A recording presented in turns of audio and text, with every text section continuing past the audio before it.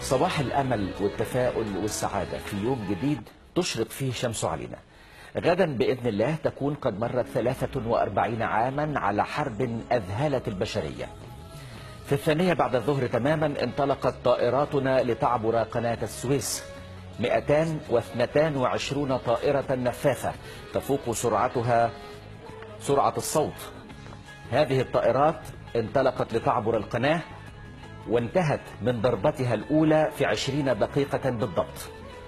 خسائرنا فيها تكاد لا تذكر. نجحت ضربة الطيران نجاحا مذهلا وحققت نتائج فاقت 90% بخسائر لا تتعدى 2%، فكان الأمر مذهلا لإسرائيل وللعالم أجمع. فتحية تقدير واحترام لكل من شارك في حرب أكتوبر المجيدة.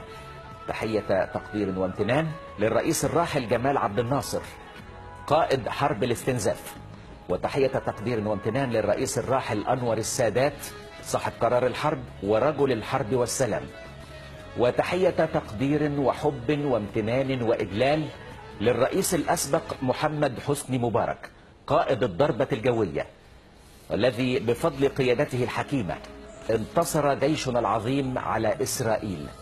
فلا مجال لمن خرج في يناير 2011 وبعدها ليروج بأن الضربة الجوية ليست منسوبة للرئيس الأسبق مبارك، فهذا افتراء وتزوير للتاريخ. هؤلاء هم الإخوان و6 أبريل وكل من على شاكلتهم، كل من يريد تشويه أي شيء وأي شخص في هذا الوطن الجميل.